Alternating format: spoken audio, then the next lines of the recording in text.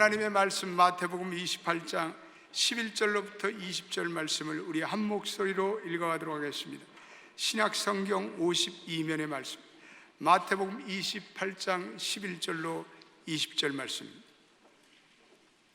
우리 같이 말씀을 읽어보겠습니다. 여자들이 갈 때 경비병 중 몇이 성에 들어가 모든 된 일을 대제사장들에게 알리니 그들이 장로들과 함께 모여 의논하고 군인들에게 돈을 많이 주며 이르되 너희는 말하기를 그의 제자들이 밤에 와서 우리가 잘 때에 그를 도둑질하여 갔다 하라. 만일 이 말이 총독에게 들리면 우리가 권하여 너희로 근심하지 않게 하리라 하니 군인들이 돈을 받고 가르친 대로 하였으니 이 말이 오늘날까지 유대인 가운데 두루 퍼지니라. 11 제자가 갈릴리에 가서 예수께서 지시한 산에 이르러 예수를 배웠고 경배하나 아직도 의심하는 사람들이 있더라. 예수께서 나와 말씀하여 이르시되 하늘과 땅의 모든 권세를 내게 주셨으니 그러므로 너희는 가서 모든 민족을 제자로 삼아 아버지와 아들과 성령의 이름으로 세례를 베풀고 내가 너희에게 분부한 모든 것을 가르쳐 지키게 하라. 볼지어다 내가 세상 끝날까지 너희와 항상 함께 있으리라 하시니라. 아멘. 할렐루야. 부활의 아침에 나오신 우리 비전 예배, 우리 할렐루야 비전 예배, 우리 다 손 한번 흔드십시다. 우리 비전 예배 정말 환영합니다. 또 우리 오늘 예배 나오신 여러분들 진심으로 환영합니다. 이 남태평양에 괌이라는 섬이 있습니다. 여러분 중에서 괌으로 신혼여행 다녀오신 분이 계신지 모르겠어요. 한국인들에게는 굉장히 사랑받는 섬입니다. 근데 그 섬에 욕고이라고 이름하는 한 동굴에 1972년도까지 한 노인이 거기 살고 있다는 사실을 발견했습니다. 그 이름은 요이치 욕고이라는 일본 노인이었습니다. 그는 2차 대전이 한참일 당시에 징집이 됐습니다. 그리고 감으로 배치를 받았어요. 그리고 거기서 30년이라는 세월을 계속 지낸 거예요. 왜 그 노인이 그 동굴에서 외롭고 고독하게 그렇게 살아간 것일까요? 그것은 전쟁의 종전 소식이 그 노인에게 전하지 않았기 때문에 그렇습니다. 그래서 아직도 전쟁인 줄 알고, 그래서 산에 내려가면 죽는 줄 알고, 그래서 30년을 그 동굴에서 버티며 살아간 것입니다. 전쟁이 끝나도 전쟁에 끝났다는 좋은 소식이 전해지지 않으니까 여전히 전쟁의 소식으로 살아간 것입니다.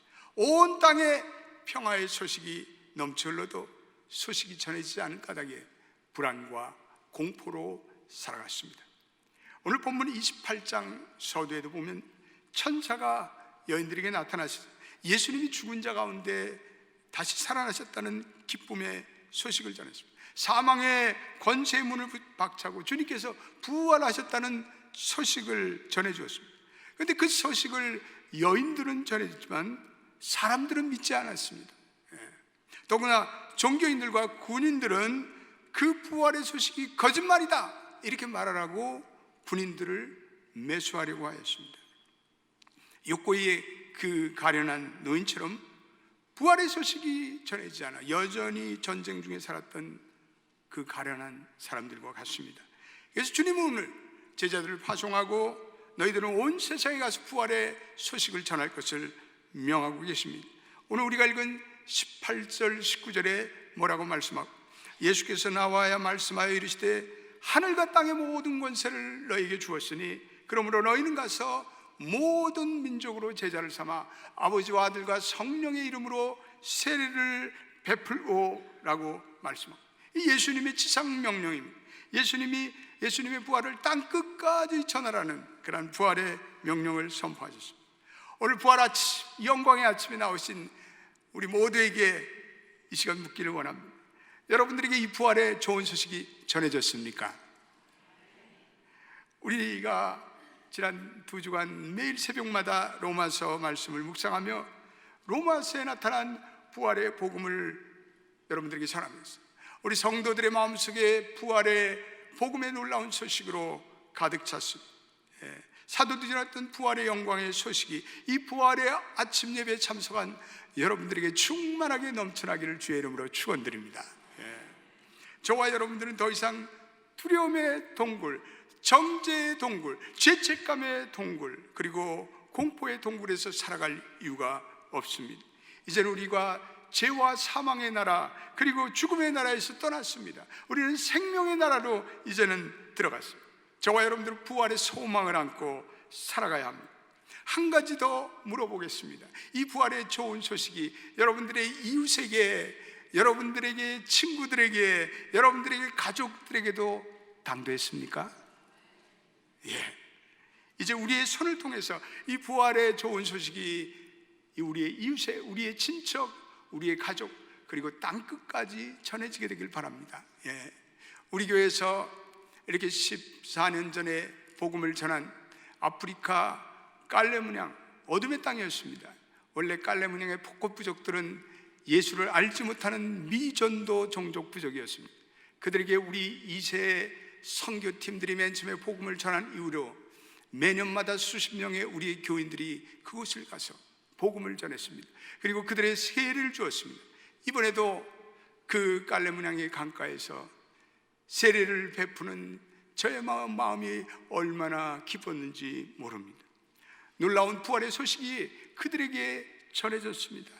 오늘 2부 예배, 오늘 세례를 받는 귀한 영혼들이 있습니다. 3부 예배에 유아 세례를 받는 귀한 영혼들이 있습니다. 저들은 다 부활의 새로운 생명의 소식을 안고 사는 영광스럽고 존귀한 영혼인 줄로 믿습니다. 이 놀라운 소식이 전해지는 것은 사실은 생각과 같이 쉽지만 아니합니다. 부활의 소식이 전해진다고 해도 그것을 자동적으로 믿음으로 받아들이지를 않습니다. 우리 귀에서 가슴까지는 몇 센티미터의 그 길이밖에 되지 않는데 그 험한 길입니다. 멀고도 험한 길입니다. 거기에 장애물이 있습니다. 귀에 들린 생명의 소식이 가슴에 이르지 못하도록 저지하는 장애물, 그게 뭡니까? 거짓말이죠. 군인과 종교인들의 거짓말이었습니다. 오늘 11절로부터 13절 우리 본문 한번 읽어보도록 하겠습니다. 거기에 이런 거짓말이 나오고 있습니다. 11절부터 한번 읽어보겠습니다. 여자들이 갈 때 경비병 중 몇이 성에 들어가 모든 된 일을 대장들에게 알리니 그들이 장로들과 함께 모여 의논하고 군인들에게 돈을 많이 주며 이르되 너희가 말하기를 그의 제자들이 밤에 와서 우리가 잘 때 그를 도둑질하여 갔다 하라. 우리가 예수님의 제자들이 주님의 시체를 도둑질했다고 하여라. 종교인들이 군인들에게 돈을 줍니다. 그리고 부활의 소식을 왜고합니다. 소위 말해서 시체 도난설입니다. 부활의 진실이 도달하기 전에 거짓이 출발되었습니다. 거짓이 장애물이 되어서 진실을 막습니다. 제자들이 주님의 시체를 도둑질했다고 얘기하라. 거짓 소문을 가지고 돈을 가지고 매수합니다. 그들은 예수가 부활한 것이 아니라 예수의 제자들이 시체를 도둑질했다고 헛소문을 퍼뜨리고 있습니다. 오늘 15절에도 군인들이 돈을 받고 가르친 대로 하여 이 말이 오늘날까지 유대인들에게 퍼져 있더라 라고 말씀하고 있습니다. 진실이 전하기 전에 거짓 장애물에 의해 막혀버립니다. 부활의 소식은 때때로 우리의 인간의 그 과학적인 사이언티픽한 난리지에 의해서 부정되기도 합니다. 상식의 이름으로 죽은 사람이 어떻게 다시 살아납니까? 많은 사람들이 반문합니다. 과학적인 용어로는 엔트로피의 비가역적 증가라는 말을 씁니다. 엔트로피, 이 생명체 몸이 점점 부패하고 부식된다는 얘기죠. 또 비과학적이라는 것은 돌이킬 수가 없다는 거죠. 그래서 과학적으로는 돌이킬 수 없을 정도로 몸이 부패하고 망가졌는데 그런 상태가 죽음에 대한 과학적 정의인데, 쉽게 말하면 죽으면 끝이지 어떻게 다시 살아날 수 있는가, 이것이 과학입니다. 근데 과학으로는 부활을 입증할 길이 없습니다. 어떤 자유주의 신학자는 부활이라는 것은 제자들의 종교적인 광신에서 오는 그들이 환상이었다, 판타스를 보았다, 이렇게 얘기합니다. 제자들이 만난 부활의 예수는 실제가 아니고 거짓 신기루였다, 환상이었다. 그런 자유주의 신학자의 말들이 어떤 사람들이 먹히기도 합니다. 장애물은 그것뿐 아니라 수많은 사람들이 예수 부활의 소식을 듣고 한 귀로 듣고 한 귀로 흘러버립니다. 길가에 뿌린 씨앗처럼 되고만. 저는 몇 년 전에 사랑하는 저희 어머니를 하나님 나라로 보내드렸습니다. 그 어머니와 나누던 그 아름답고 그 귀했던 추억을 기억하며 몇 달 동안 굉장히 어려운 시간을 보냈습니다. 제가 그때 부활의 진리를 인식하지 못했다면 저는 절망했을 것입니다. 저에게도 우울증이 찾아왔을지도 모릅니다. 그러나 그 고통의 시간에 어느 날 제 마음속에 부활의 진리가 생생하게 느껴졌습니다. 돌아가신 제 부친이 저에게 이렇게 영적으로 격려하셨습니다. 아들아, 너는 어린 시절로부터 교회 학교를 다니지 않았느냐? 교회 학교에서 너는 부활의 진리를 배우고 그리고 믿지 않았느냐? 저는 소스라치게 놀랐습니다. 주일학교부터 그렇게 부활에 대해서 믿고 배우고 학습했건만 부활의 진리가 제 마음에 완전히 성육화되지 못했다는 사실을 깨닫게 되었습니다. 그 어머니의 영으로 들려주신 그 음성을 통해 부활의 진리를 묵상하고 또 묵상할 때 제 마음속에 소망의 꽃이 다시 피어오르게 되었습니다. 그렇습니다. 우리는 언젠가는 다 이 부활의 소망으로, 부활의 진리로, 부활의 비전으로 다시 만날 소망을 갖게 됩니다. 여러분, 부활이라는 것은 과거로는 깨달을 수 있는 것이 아닙니다. 부활이라는 것은 한낱 종교적인 신기루도 아닙니다. 부활이라는 것은 경험하는 것입니다. 부활하는 것은 내가 experience 하는 것입니다. 하나님이 우리의 눈을 뜨게 하실 때 우리는 비로소 부활의 진리를 우리는 체험할 수 있습니다. 할렐루야. 부활이란 과학을 뛰어넘는 것입니다. 우리의 상식을 뛰어넘는 것입니다. 부활이라는 것은 믿어지는 것입니다. 부활이라는 것은 믿음의 차원에서 발생하는 것입니다. 부활이라는 것은 하나님이 주시는 계시적 차원의 은혜입니다. 믿습니까? 아무리 겉으로 화려하게 보여도 거짓은 거짓입니다. 겉으로는 투박해 보여도 진실은 진실입니다. 아무리 설득력 있고 화려한 이론이라 할지라도 거짓은 거짓입니다.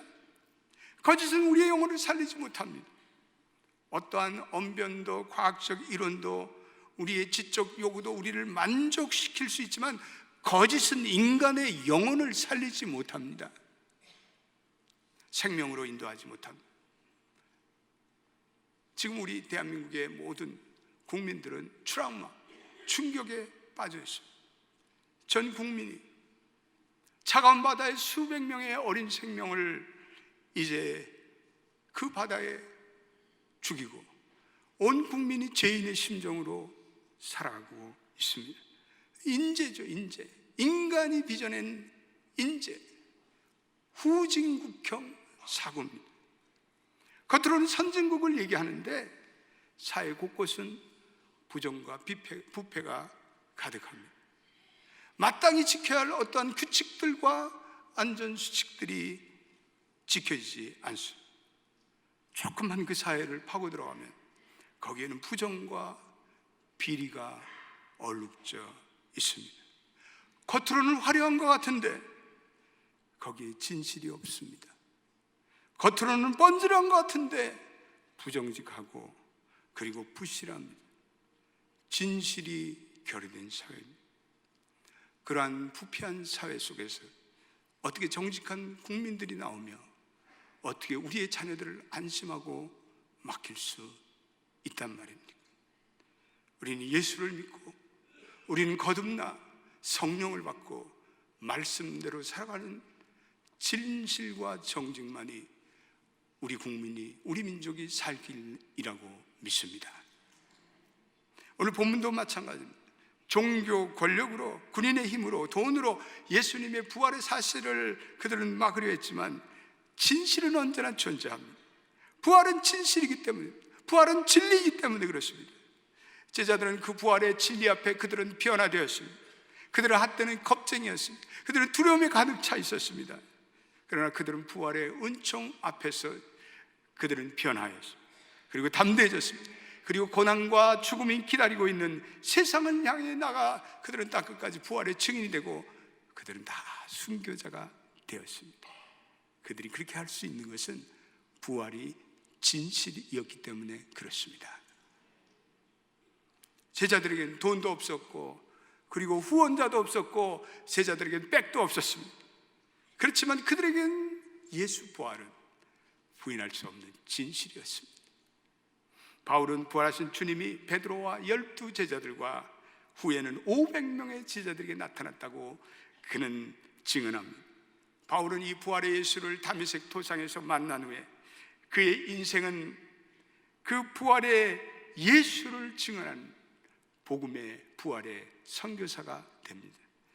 부활이 거짓되었다면 어떻게 오늘날까지 이 크리스천, 오늘 우리 기독교가 이렇게 오늘까지 여전히 부활의 복음을 전할 수 있겠습니다.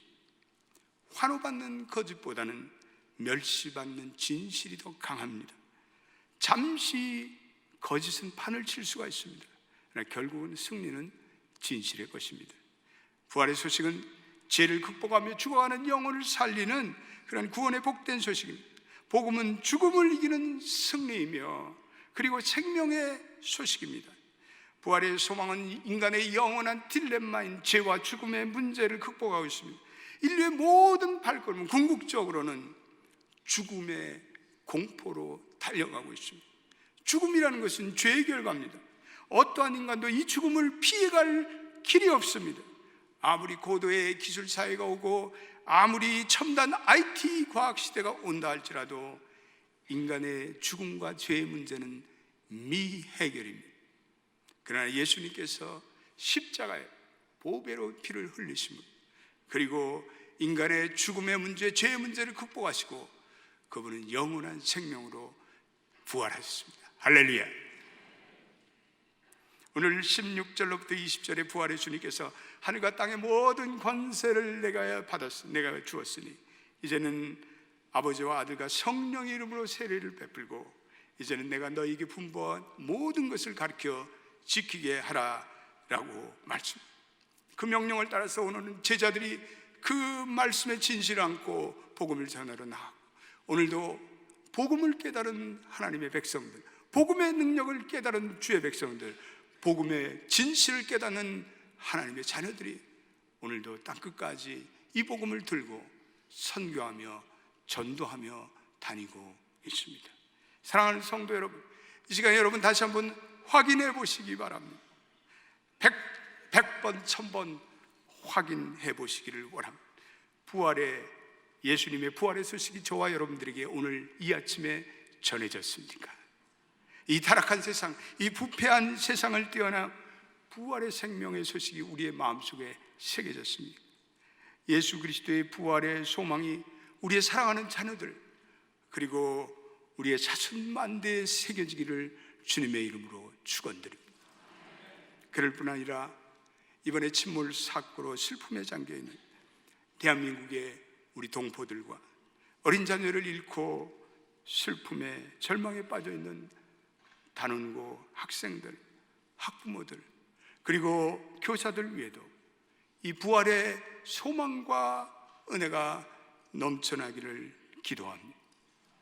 욕고의 동굴, 아직도 좋은 소식이 전하지 않은 어둠이 지배하고 있습니다. 닫힌 세상이었습니다. 그러나 이 부활의 영광의 소식 오늘 우리에게 전해졌습니다. 그리고 세상에 예수 그리스도의 부활의 소식을 알지 못하는 영혼들에게도 그 가슴에 주 예수의 부활의 소식이, 부활의 복음이 새겨지기를 주님의 이름으로 축복합니다. 기도합시다.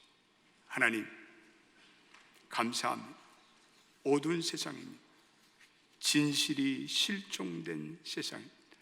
그러나 주님께서는 죽음을 죄를 이기시고 부활하셨습니다.